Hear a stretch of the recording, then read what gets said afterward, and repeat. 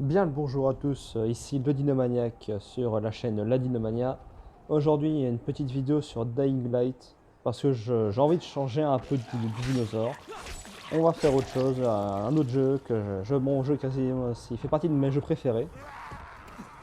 C'est un jeu qui est extrêmement bien, qui est sorti en 2000 longtemps, il y a 2000 longtemps. Il y a au moins 5 ans, je pense. Bon, peut-être pas, mais ah, quoique. Quoique, il est peut-être sorti il y a 5 ans finalement, hein. Et en tout cas, c'est un excellent jeu, bon, qui a un scénario. Le scénario tient pas des masses. C'est en gros, pour la faire court, pour ceux qui connaissent pas le Dying Light, on joue un mec, Kyle Crane. C'est un agent d'un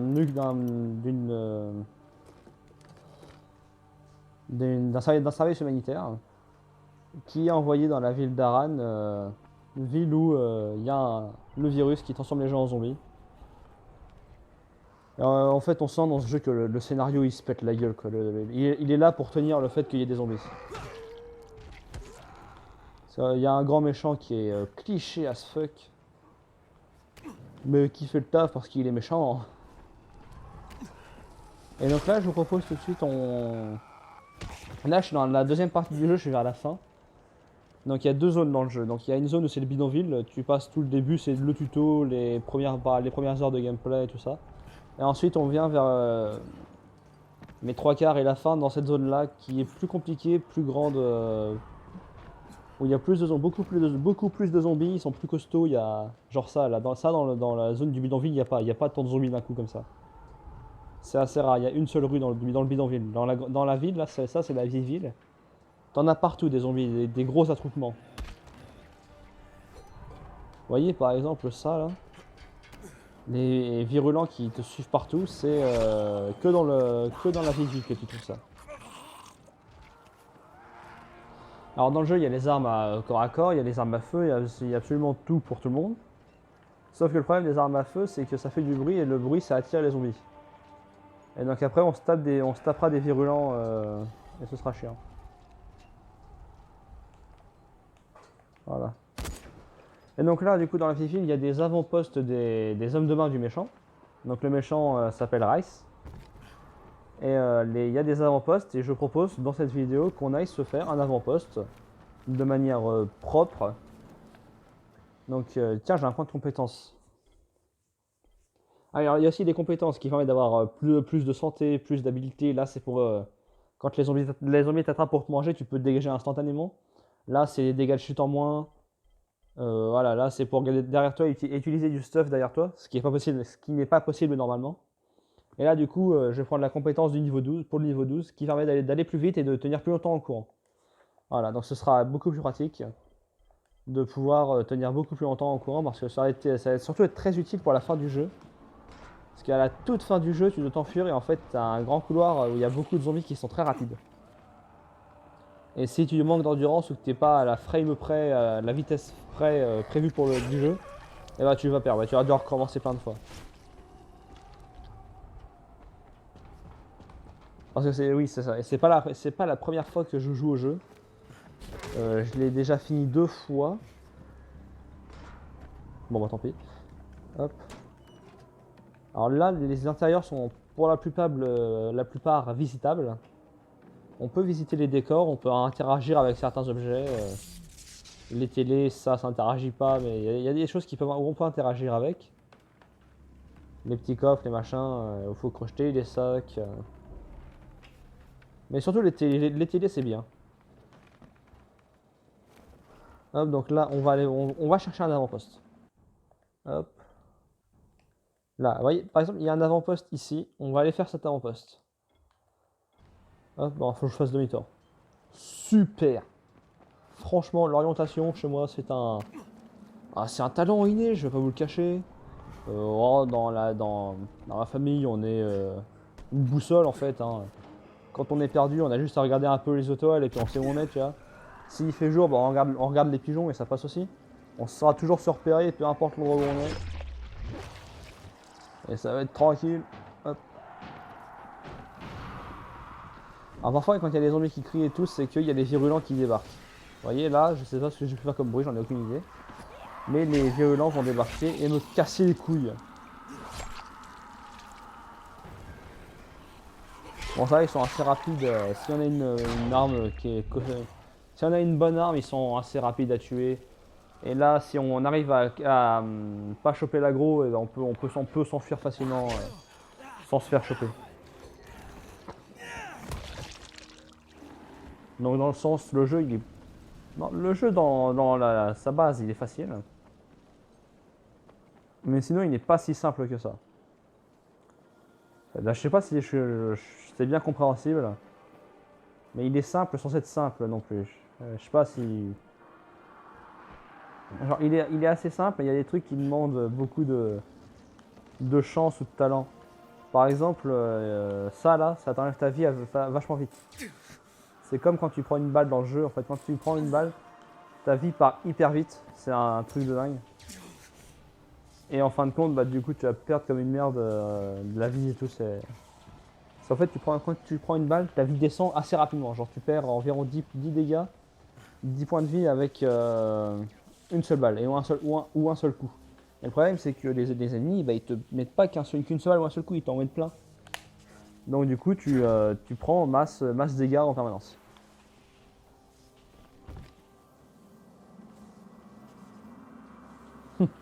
Le barbarisme et le naturel de la nature de l'homme. Le barbarisme et le naturel de l'homme. Voilà. Évidemment, je sais pas ce que c'est ça. Bon, je pense que pour atteindre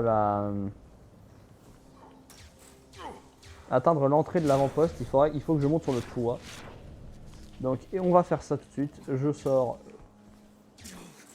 Allez, passe, Cognon, mais t'es débile. Ish. Voilà. Exemple typique de ce que je disais tout à l'heure, c'est qu'on peut mourir très rapidement. Et en ayant l'air d'un con. Là, j'ai pas vu qu'il y avait un grillage, je suis débile. Il y avait un grillage en fait sur le mur, ce qui a empêché de passer. Et j'ai perdu des dégâts extrêmement rapidement comme ça pour rien. Là, du coup, je recommence assez loin en fait, à chaque fois que tu meurs, tu respawns dans une zone sécurisée. Et sur la carte, il y a plusieurs zones sécurisables. Par exemple, les avant-postes, là, une fois que je les aurai niqués, ça deviendra une zone sécurisée. Bon, après, tu as juste des appartements ou des lieux sur la carte que tu peux vivre, qui sont où il y a quelques zombies. Genre, il y en a 5 ou 6, grand maximum. Et ces zombies-là, on les tue, tu redémarres l'électricité dans le bâtiment, et tu peux avoir cette zone sécurisée débloquée. Et ça te fait plusieurs zones sécurisées justement pour passer la nuit, parce que la nuit dans ce jeu c'est assez dangereux. Et c'est le principal ennemi de ton personnage la nuit, parce que ça va vraiment aller très vite. La nuit, il y a des gros zombies, les rapaces, qui te repèrent de loin, qui sont très rapides, très violents. Enfin, ils font beaucoup de dégâts. Ils sont rapides et ils font des dégâts. Donc ça n'a absolument aucune chance si tu te fais choper. Et ils te coursent en fait, et au fur et à mesure que la course dure, ils sont nombreux. Ils sont plus nombreux et tout, et c'est ça qui rajoute la difficulté. De toute manière, on verra certainement ça sur la suite de la vidéo là, quand je serai quand il y aura la nuit. Et vous allez voir que ça déconne zéro. J'essaierai de prendre l'aggro d'un rapace pour montrer. Mais c'est vraiment pas simple. Faut vraiment y arriver. Faut gérer. Alors après, il n'y a pas que les zombies normaux et les virulents ou les rapaces. Il y a aussi des zombies qui crachent de la merde. Regardez, ceux-là là. Ceux-là, ils crachent des trucs. Ils crachent du poison. Voilà. Ils sont assez simples à tuer. Mais ils sont très chiants. Ils vont t'enlever beaucoup de vie d'un coup en crachant. Et ça, c'est casse-couille. Après, il y a les démolisseurs là. Les démolisseurs, c'est des gros zombies c'est des sacs à PV qui font beaucoup de dégâts et qui chargent et tout. Regardez, là j'étais à 150, je suis à 70 maintenant de dégâts, de points de vie. Ah bah, je suis mort, il y a un truc qui a explosé, super. Donc du coup, voilà, les démolisseurs peuvent charger et vous lancer des objets lourds. Il faut savoir utiliser esquive pour rester en vie. Voilà, donc ça c'est ce que j'ai réussi à faire, mais que j'ai pas réussi non plus. En vrai, c'est assez compliqué parce que sur les démolisseurs, comme ça, il faut vraiment un timing parfait. C'est vraiment à la frame près pour esquiver un grand coup. Sinon, c'est assez compliqué d'esquiver. C'est pas, il y a il y a des techniques de gameplay dans le jeu qui sont vraiment pas simples et qui demandent d'être assez fort. C'est assez exigeant. Et sinon après, outre ce côté-là, le combat et tout, le parcours et la ville, enfin ce jeu graphiquement c'est très beau. L'eau elle est bien faite, les bâtiments, tout, les arbres bougent, les feuilles bougent, t'as des machins, des tissus parfois, des drapeaux qui bougent un peu, tout ça c'est cool. Mais le vrai problème c'est les combats qui peuvent parfois être totalement désavantageux. Dans les hommes de Rice, donc Rice, pour resituer, le méchant de l'histoire, tout ça. Mais en fait, ces hommes-là, ils peuvent, les autres humains qui veulent te démonter ta mère, en fait, eux, ils peuvent parer ton attaque. Toi, tu peux pas le faire, mais eux, ils peuvent. Donc en fait, tu donnes un coup et avec leur arme, ils bloquent. Donc ils prennent pas de dégâts. Toi, tu ne prends pas de dégâts non plus, mais du coup, c'est chiant. Parce que ton arme a une durée de vie. On le voit d'ailleurs en bas à droite. Que mon arme là, ma petite machette bleue, elle est à la moitié, elle est à moitié blanche, à moitié noire. Et bah le côté blanc, c'est ce qui lui reste de lifespan. Donc une fois qu'elle est à zéro en blanc là, je dois la réparer. C'est pour ça qu'il y a une petite icône de marteau. C'est le nombre de réparations qui me reste. Et vous pouvez voir d'ailleurs que on voit la réparation sur la machette. Il y a une petite barre de métal dessus, c'est la réparation. Donc les objets évoluent en fonction de comment tu t'en sers. Et ça c'est assez ingénieux d'ailleurs, c'est du coup en fonction de comment tu te sers des objets, ils ont une durée de vie différente. Genre par exemple, les objets comme ça réagissent bien avec leur environnement. Par exemple, si je tape contre le mur, bah, on voit que la vie est baisse, enfin la vie de l'arme est baisse. Et ça, c'est juste un peu chiant, mais en vrai, c'est compliqué, surtout dans les combats en lieu clos. Parce que les zombies, en fait, ils vont être nombreux. Toi, tu vas leur foutre un coup dans la gueule, mais tu vas aussi taper dans le mur. Par exemple, il y a un zombie qui est devant moi là. Je donne un coup comme ça va taper et dans le zombie et dans le mur. Et du coup, mon arme, elle va prendre deux fois des dégâts. Donc ça peut aller très vite aussi. Ça peut descendre très vite là.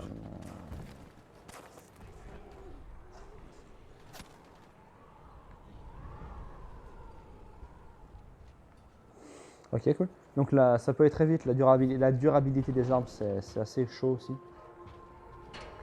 Et donc, je joue sur la PS4. Je joue à Dying Light PS4. Voilà.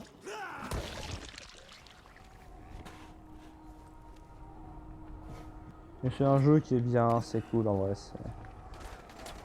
Alors voilà, là, il y a le zombie. Je vais m'occuper du zombie avant de faire l'avant-poste. Donc alors, oh là. Et quand je prends des dégâts, là, je suis caché bordel. Voilà. Donc là on a la vie en haut à gauche avec les kits de soins et tout. Les kits de soins soit tu peux les trouver dans des camions. Les camions, tiens là, par exemple le camion jaune, l'ambulance, tu peux trouver des kits de soins. Sinon tu peux les fabriquer avec de la gaz et de l'alcool. Et le problème le plus récurrent, c'est de trouver de la gaz mais souvent de l'alcool. En fait, t'as souvent soit l'un soit l'autre, mais t'as jamais les deux en même temps. Et ça c'est un vrai problème du jeu aussi.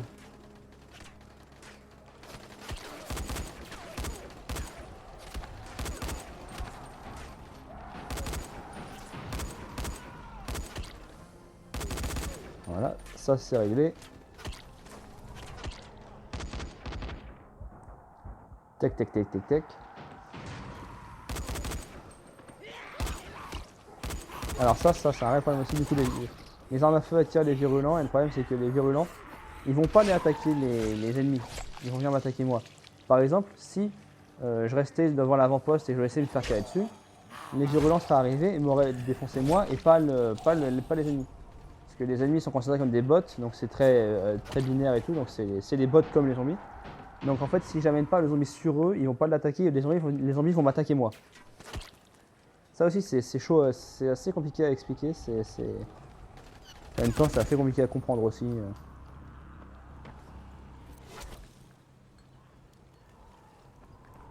Alors après, il y a des systèmes de troc et tout dans le jeu et tout, donc on peut vendre les armes. Et donc ça, c'est assez intéressant.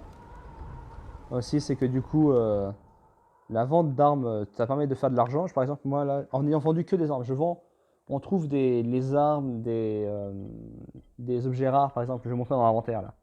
J'en ai pas, super, attendez. Si, voilà. Les cigarettes, c'est considéré en objet de valeur. Et les cigarettes, c'est 50 euros, le café, c'est 100 balles, et le maquillage, c'est 500 ou 1500, je sais plus, mais enfin, il y a pas mal de trucs qu'on peut vendre comme ça, et toutes les armes ont une valeur marchande. Par exemple, là, le piolet vintage, je peux le vendre 11 000 balles. Là, le pistolet, je le vends à 9 000. En fait, donc du coup, tous les objets ont une valeur. Et quand les hommes de Reichs, ils ont toujours des fusils. Donc on ramasse les fusils, donc du coup ça nous redonne des balles. Du coup, il n'y a pas besoin de les acheter. Et ça nous fait, je peux les revendre pour 1000 euros, 1000 euros le fusil. Donc c'est 1000 dollars le fusil, donc c'est intéressant.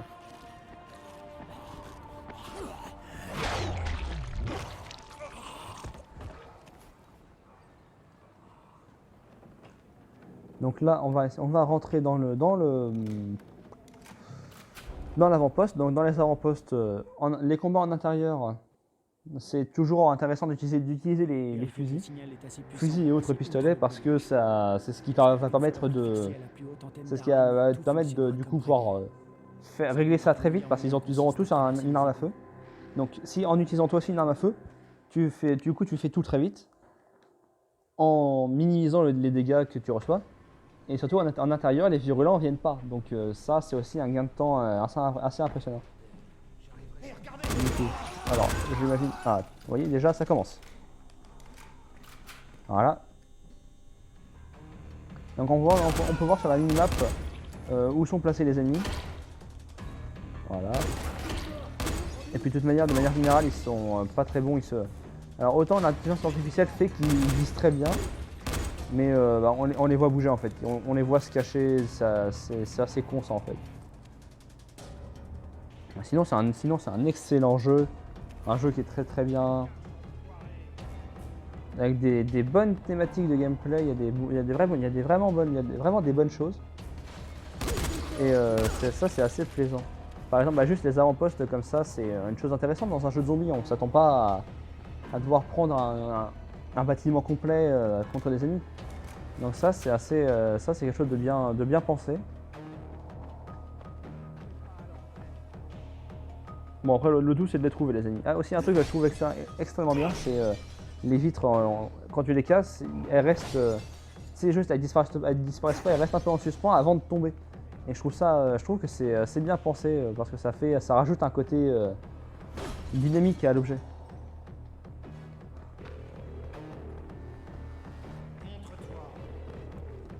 Bon là il n'y a pas de mystère, ils sont en dessous donc faut que je descende. Ah il y en a un qui est monté. Bah il tire où ce coup?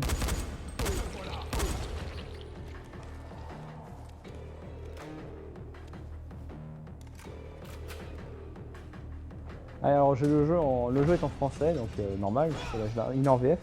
Et j'ai vu en anglais la VF et la voix anglaise était mieux. Mais on ne peut pas changer la langue. Parce que sinon moi j'aurais tourné le jeu en anglais et ça aurait été mieux. S'il y avait les moyens de mettre voix anglaise mais sous-titres français, je l'aurais fait parce que le jeu d'acteur en anglais est beaucoup mieux que sur la version française. Et le problème c'est que le doublage ça va en fait avec le fait que le jeu on le prenne pas au sérieux quoi. Il y a les doublages, les trucs parfois, genre tu sens que c'est pas... notamment l'ennemi principal, Rice, il a un doublage, tu sens qu'il a le doublage qui est fait pour être méchant, tu vois, genre il est méchant, mais il est méchant con en fait.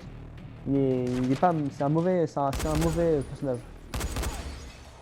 Même le nôtre qui est doublé par un... je me souviens plus du nom du doubleur, mais c'est un mec qui a doublé un personnage en Breath of the Wild, qui a fait la voix d'Onizuka dans l'anime et tout, donc c'est dans l'anime GTO. Donc c'est un mec qui a une bonne capacité de doublage, enfin qui est bon quoi. Il a un bon passé en doublage. Parce qu'Onizuka c'est quand même pas rien, GTO c'est une grande œuvre du manga. Mais il double ce jeu, il double la voix du personnage principal, donc Kyle Train. Mais on sent que c'est pas. Ou alors il a dû avoir il devait faire les voix sans avoir l'image du jeu. Et enfin ça devait. Enfin vraiment bizarre. Parce que des fois, dans des scènes d'émotion, t'as aucune. En fait, tu sens qu'il n'y a aucune émotion qui passe. C'est chelou. Genre il y a un mec qui meurt à des personnages. Un personnage secondaire dans le jeu, mais. Enfin, qui est important. Enfin, qui donne une importance au personnage, alors qu'il n'y en a pas beaucoup clairement. Et le truc c'est que ça paye pas quoi. C'est nul.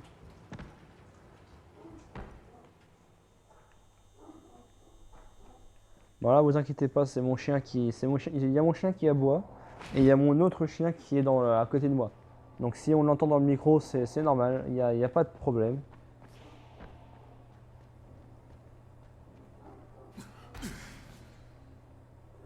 Et là, ouais, maintenant, je sais pas comment on sort là-dedans. Comment que tu fais pour sortir de là-dedans? C'est coincé. Ah, attends, je sais, faut peut-être que j'aille de l'autre côté.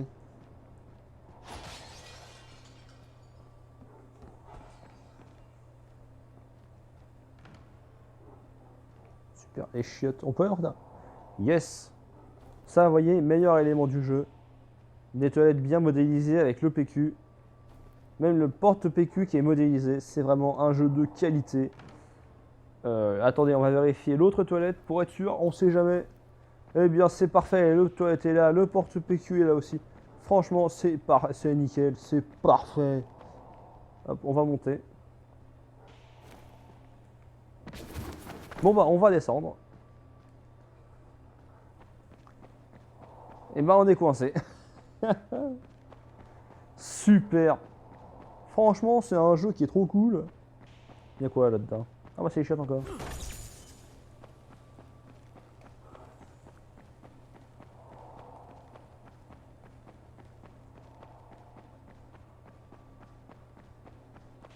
Ah voilà, c'est là-bas qu'il fallait que j'aille. Il y a la porte.